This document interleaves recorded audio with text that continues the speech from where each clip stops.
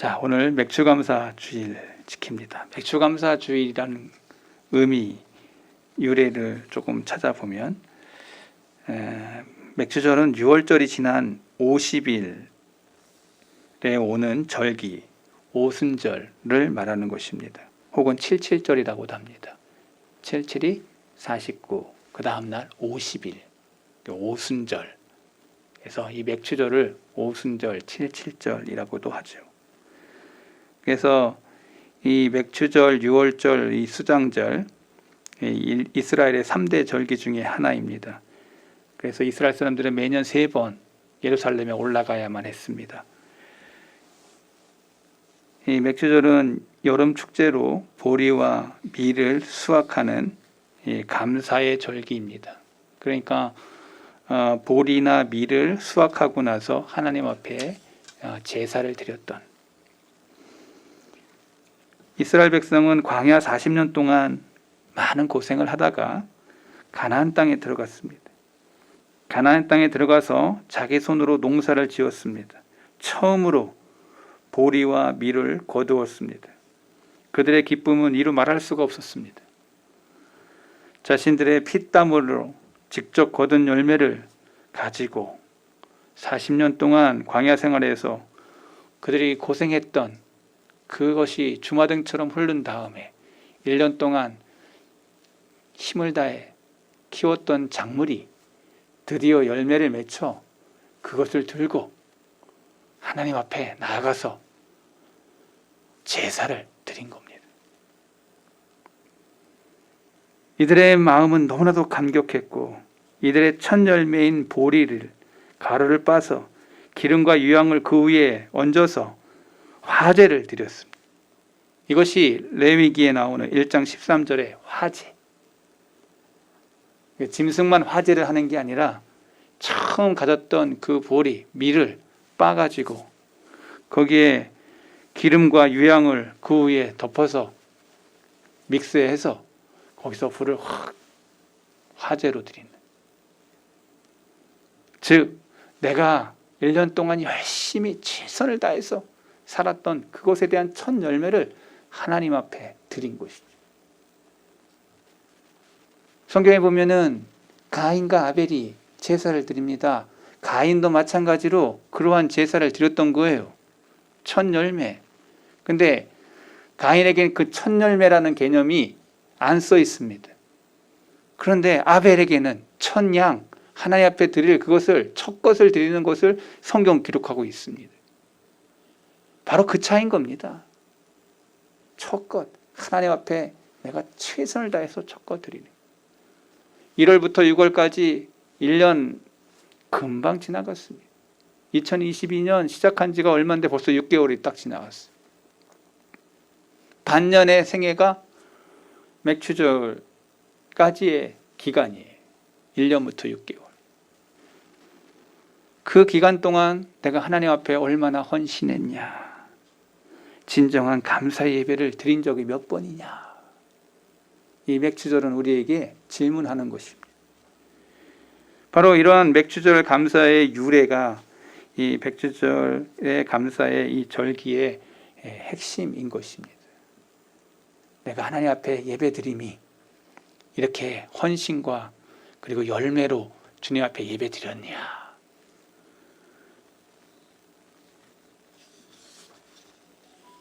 기독교 신앙에만 있는 이 특별한 것이 뭐냐? 감사합니다. 그래서 오늘 독특한 신앙의 특징이 감사라고 하는 그러한 제목을 가지고 제가 저와 여러분들이 같이 나누고 있는 거예요. 독특한 신앙. 기독교인들에게 있어서 독특한 신앙이 있는데 그게 감사라는 거죠. 기독교를 감사의 종교라고 합니다. 사도 바울은 데살로니가 성도들에게 범사에 감사하라고 얘기했습니다. 데살로니가전서 5장 18절, 범사에 감사하라. 이것이 그리스도 예수 안에서 너희를 향하신 하나님의 뜻. 하나님의 뜻 알고 싶으세요? 말씀이 안 떠네. 뜻. 하나님의 뜻을 알고 싶은가요? 뭐라고 써 있습니까? 하나님의 뜻.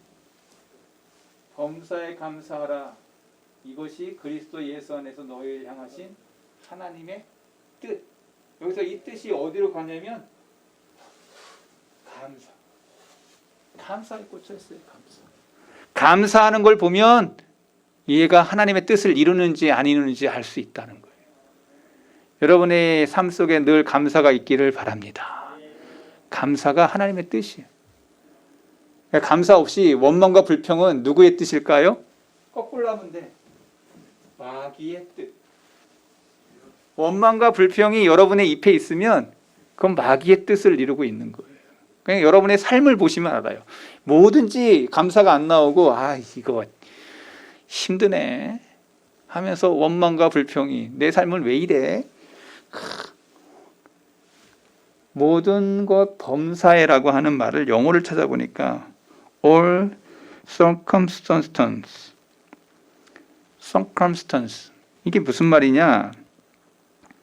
좋은 일이든 굳은 일이든 간에 모든 것을 포함하는 삶, 생활. 좋지 않은 일, 힘들고 어려운 환경에서도 감사할 때 범사에 감사한다라고 말할 수 있는 거예요. 좋을 때만 감사하는 게 아니고 힘들 때도 감사하는 거. 그게 범사라는 거예요.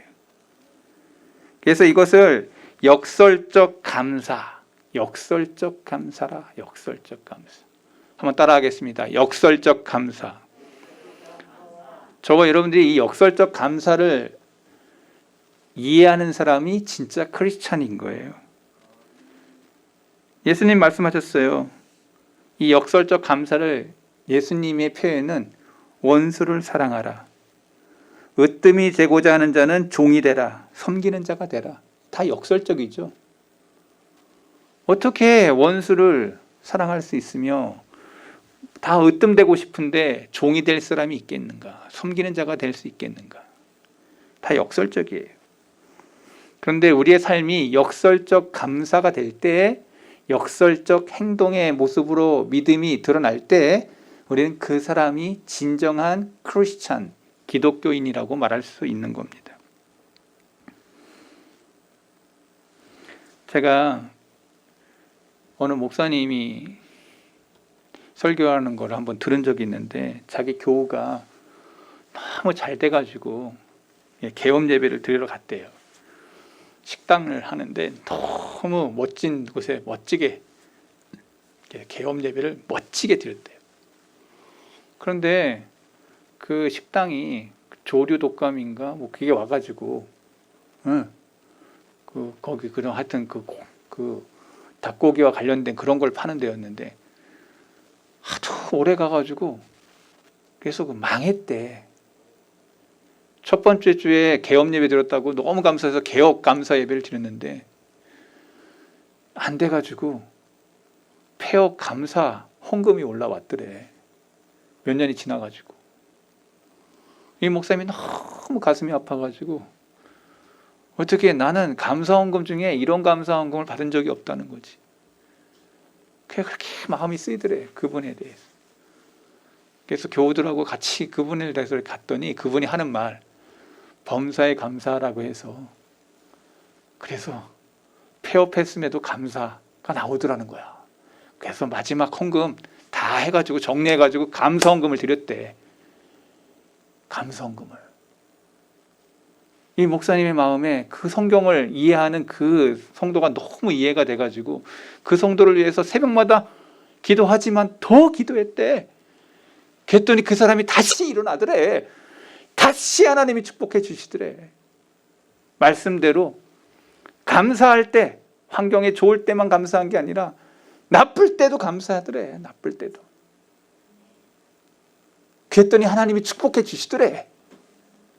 여러분 저는 이 말씀을 믿습니다. 범사에 감사하라. 내가 잘 될 때만 감사하는 게 아니라 안 될 때도 감사할 수 있는 거. 그 안 될 때에도 하나님이 역사하신다는 거. 그 안 됨으로 인해서 다시 일어나는 오뚜기 같은 신앙이 우리에게 역설적 감사의 신앙이라는 거예요.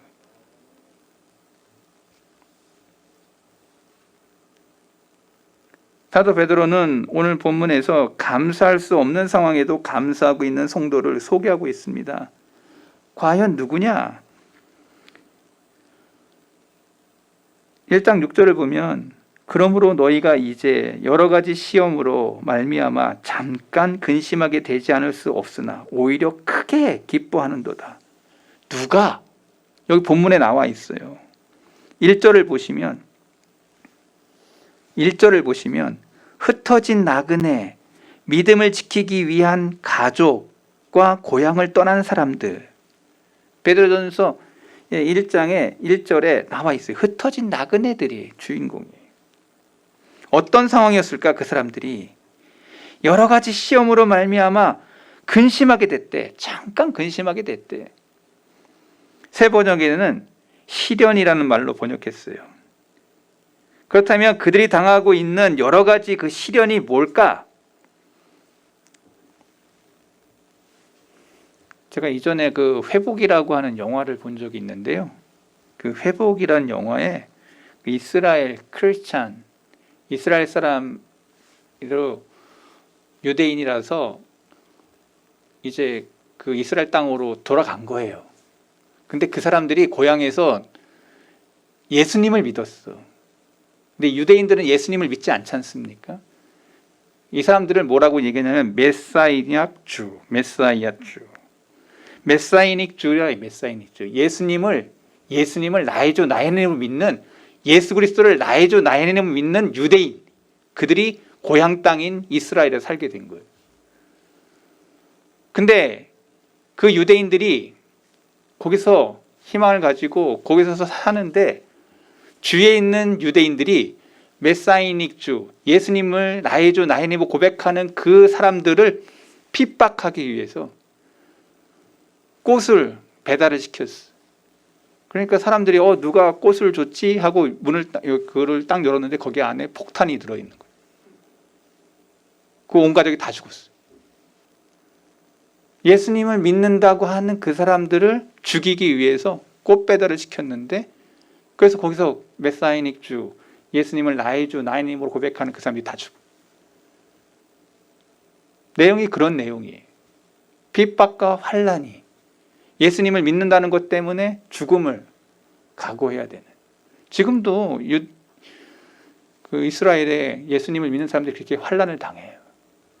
팔레스틴 사람들만 환난을 당하는 게 아니라 예수님을 고백하는 사람들, 유대인들 소수가 있어요. 소수.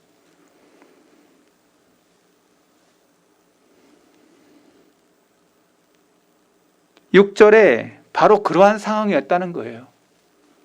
주위에 있는 그 흩어진 사람들이 믿음과 신앙 때문에 유대인들을 무서워하는 그 흩어진 나그네들, 여러 가지 시련이 근심이 쌓인 그리스도인들 상황 속에서, 여러분 사도행전에 읽어보면 마가 다락방에 모였던 사람들이, 그 유대인들이 살기등등하여 사울과 같은 사람들이 막 일어나가지고 예수 믿는 사람들을 핍박했던 그런 환난의 자리, 이게 베드로가 지금 고백하고 있는 그 상황이었던 거예요. 환난과 시험의 자리.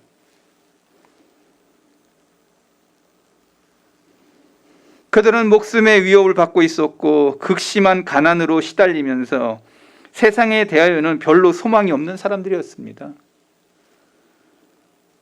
그때 그 당시에 예수님을 믿는다라고 하면 철저하게 유대인들이 그 사람들을 이방인으로, 그 사람들에게 직장도 주지 않았어. 그 사람에게 일자리도 주지 않았어.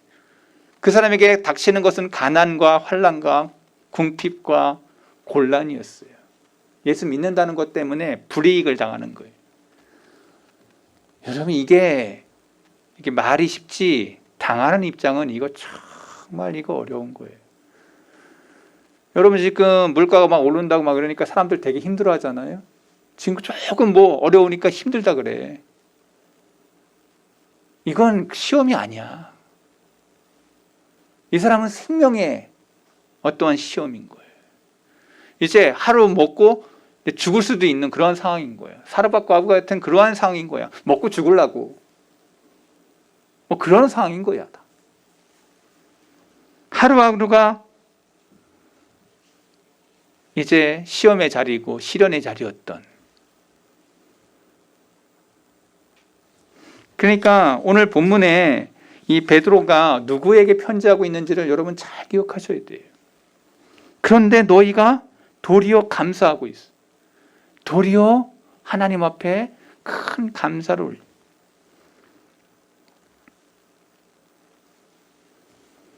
사도 베드로는 고난당하고 있는 성도를 향하여 이렇게 선포합니다. 크게 기뻐하십시오.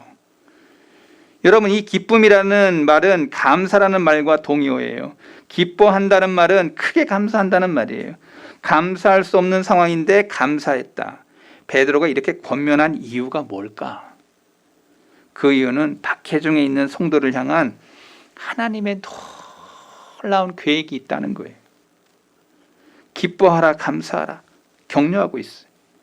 그렇다면 하나님의 놀라운 계획이 뭐냐? 7절에 나와 있습니다. 7절에 너희 믿음의 확실함은 불로 연단하여도 없어질 금보다 더 귀하여 예수 그리스도께서 나타나실 때에 칭찬과 영광과 존귀를 얻게 할 것이라.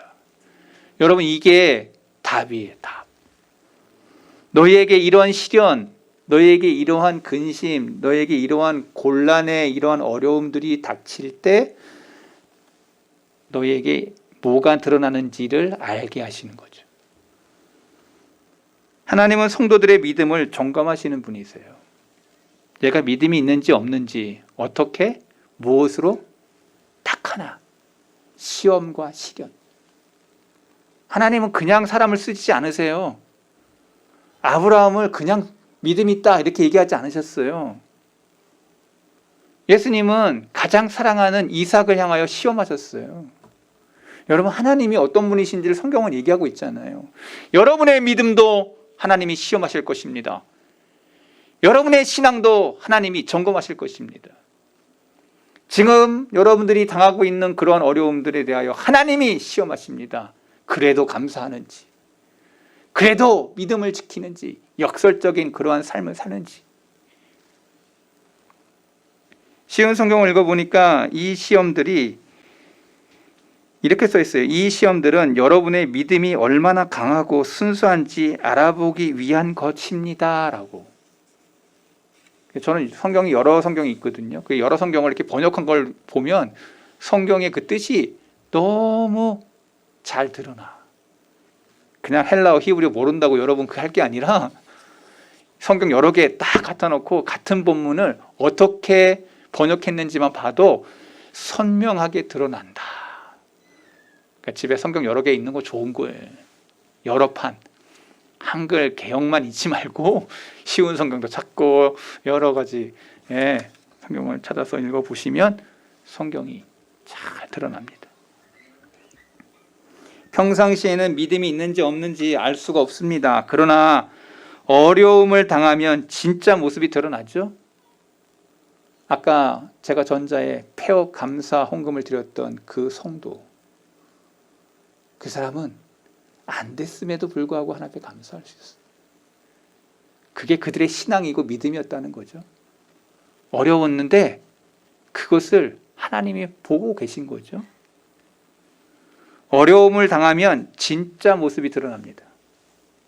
그래서 하나님께서는 이 어려운 시련을 만나게 하셔서 우리의 믿음을 점검하세요. 여러분, 그래서 제일 많이 싸우는 데가 어딘지 아세요? 장례식장이에요. 장례식장에 가서 막 싸우는 사람들이 많아. 가족들 중에. 왜? 가장 어렵거든. 힘들거든. 네 탓이니 내 탓이니 하면서 또 싸워. 형제들끼리도 장례 그 부조한 그것 때문에 또 싸워. 돈 몇 푼 안 되는데 그거 가지고 또 마음 상해. 여러분요, 이게 우리의 현실이에요. 돈 많은 사람인 거 장례식에 갔는데 도리어 그 돈 때문에 싸우더라니까. 돈 안 받으면 어떠네? 그 막 할 텐데 뭐 엄청난 부자들이 돈 때문에 싸우더라. 참 희한해. 그런 말이 있어. 있는 사람이 더해. 있는 사람이 더해. 나는 있어 보지 않아가지고 잘 몰라. 근데 여러분, 이걸 아셔야 돼요. 여러분들이 시련을 만날 때 우리의 믿음이 점검된다는 거예요. 시험이 다가올 때 우리의 믿음이 있는지 없는지 내가 그냥 세상 사람으로 사는지 믿음으로 사는지를 딱 알게 돼. 시험을 통해서. 학교에 시험을 치르는 목적이 뭐냐? 학생들의 학업 성취도를 알기 위함이에요. 평상시에는 학생들이 몰라. 얘가 지금 실력이 있는지 없는지. 언제 알아? 시험 딱 쳐보면 알아. 선생님이 그래서 얘는 요게 부족하구나 라는 거, 얘를 더 공부를 시켜야지 하고 가르쳐줘. 그냥 시험은 되게 중요해. 그 사람이 어디에 있는지, 위치가 어딘지를 딱 알게 돼. 여러분 믿음이 있는지 없는지 언제 아느냐? 여러분 어려울 때 압니다. 어려울 때. 여러분의 신앙이 어려울 때 압니다. 하나님께서 아브라함을 시험하셨습니다. 내 아들, 네가 사랑하는 독자 이삭을 데리고 모리아산으로 가서 그를 번제로 드리라. 아브라함은 순종합니다. 3일길 모리아산 올라갑니다. 별 생각 다 했을 거예요. 이거 내가 잘못 들은 거 아니야. 내가 나이가 이렇게 많은데. 그러면서 이삭이 또 이렇게 밧줄에 묶입니다. 묻습니다. 불은 있고 장작은 있는데 드릴 재물은 어디 있습니까? 라고. 아브라함 얘기합니다. 주님이 예배해 놓으셨다. 그런데 웬걸 밧줄 꽁꽁 묶어서 칼을 탁 들어가지고 이제 이삭을 향하여 목을 향하여 찌르려고 할 때 소리가 들리죠? 아브라함아, 아브라함아. 그 칼 놓으라고 얘기하죠. 눈을 들어보니 순양이 걸려있죠. 거기서 그 땅 이름을 여호와 이레라. 하나님이 준비하셨다. 성경 그렇게 써 있잖아요. 여러분 여기 뭐가 있습니까? 그 하나님께서 아브라함을 시험하신 거예요. 그 시험을 통과하고 있는 아브라함을 향하여 믿음의 조상이라고 얘기하신 거예요. 여러분 그 아브라함의 그 하나님이 여러분들 시험 안 하실까요? 여러분 시험합니다. 어려움을 당할 때 여러분의 가정사 속에서, 여러분의 사업장 속에서, 여러분의 직장 속에서, 여러분의 사람의 인간관계 속에서 여러분들을 시험하십니다. 얘가 진짜 크리스찬인지, 믿음이 있는지 없는지, 믿음으로 행하는지, 가짜인지 진짜인지 시험하시는 거예요.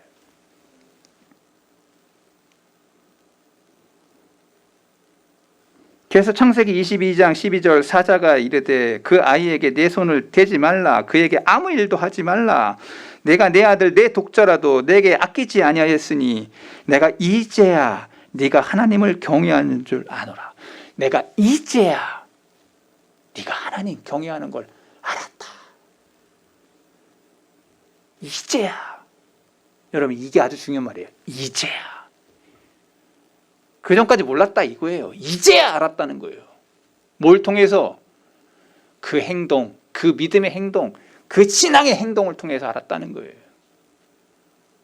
여러분 오늘 우리가 믿음이 있냐 없냐 언제 알 수 있다고요? 시험의 자리에서. 두 번째, 금보다 더 귀한 믿음을 주시기 위함이에요. 믿음을 주시기 위함. 여기 쉬운 성경 보니까 순수한 믿음은 금보다 훨씬 귀합니다. 금의 이야기를 하고 있어요. 여러분 금 좋아하시죠? 안 좋아해? 다 좋아하잖아. 저는 금반지 이렇게 했어요. 근데 그거 다 좋은 데 썼어요. 이 금도 금이 금되기 위해서는 단련이 필요해요. 시간이 흐르면 닳아 없어지는 게 금이에요. 순금을 얻기 위해서는 금강석을 용광로로 집어넣어야 돼요. 뜨거운 요를 가할 때 금과 돌이 분리돼요. 순도 높은 금을 얻을 수 있도록 금속 중에서 가장 값이 나가는 금속이 되기 위해서는 용광로에 계속 집어넣어. 14K, 24K 합니다. 용광로 24번 들어간 게 24K입니다. 24번 들어갔다고 용광로를. 그게 24K요. 불순물을 빼는 거예요. 옛날에는 그 순금을 만들기 위해서 재련할 때 계속 집어넣은 거야 용광로에. 그래서 24K인 거예요. 14번 들어간 게 14K예요. 이제 이해하시죠? 그게 그런 거였구나. 용광로로 들어갔단 말이에요. 자기 걸 자꾸 뺐다는 거예요. 우리의 믿음과 신앙이 뭐냐? 세상 것을 자꾸 빼는 걸 말하는 거예요. 세상 걸 자꾸 집어넣는 사람이 아니고 내 신앙과 내 믿음 속에 세상 것을 빼는 것을 단련, 훈련. 여러분 지금 저와 여러분이 신앙생활 하지만 세상 것을 향한 것이 아직 안 빠진 자들이 얼마나 많아요. 그래서 한쪽은 세상, 한쪽은 교회, 천국은 가야 되겠고, 이거 여러분들 갈등하잖아. 여러분 교회 올 때마다 갈등하잖아.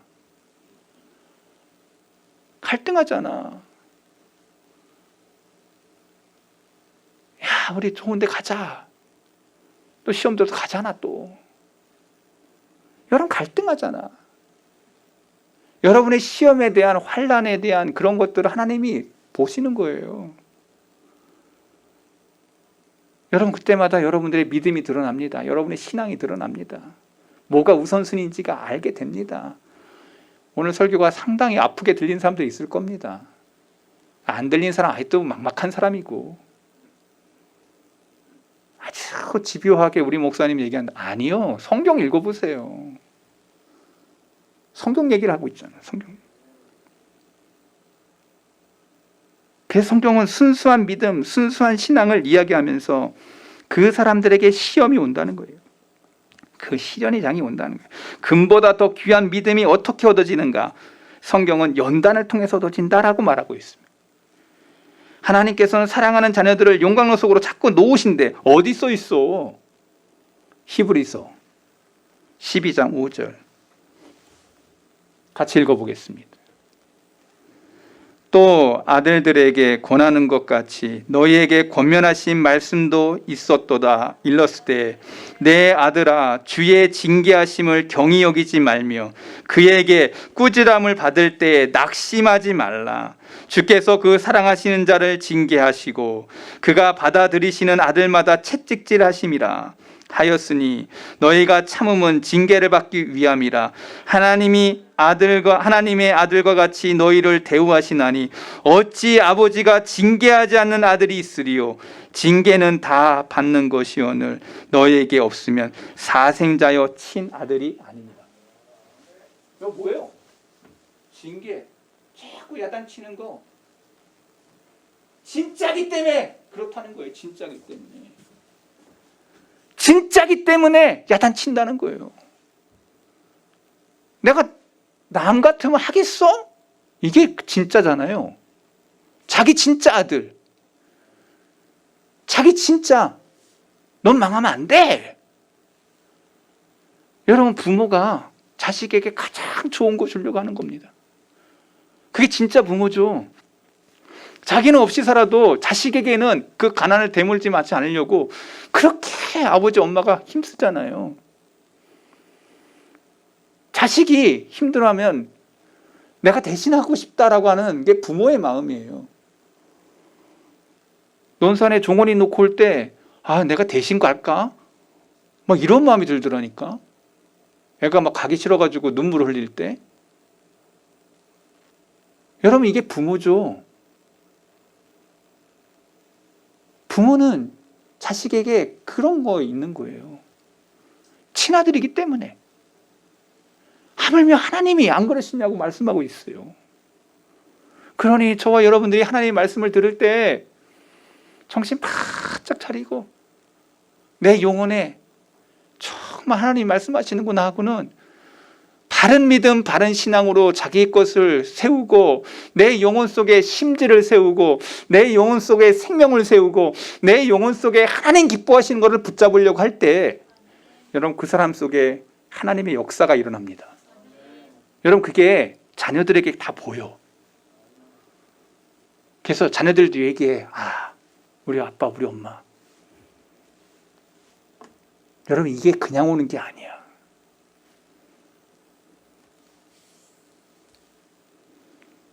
세 번째, 주님 다시 오실 때 뭐라고 말씀하시냐? 칭찬과 영광과 존귀를 얻게 하려 하심이라. 여러분 이게 너무 놀라운 말씀인 게 맨 마지막에 우리가 주님 앞에 다 서 그때 칭찬과 영광과 존귀. 칭찬도 좋은데 영광이 있어. 근데 거기에 더 놀라운 건 존귀함을 얻게 된다. 존귀. 여러분, 존귀라는 게 어떤 거예요?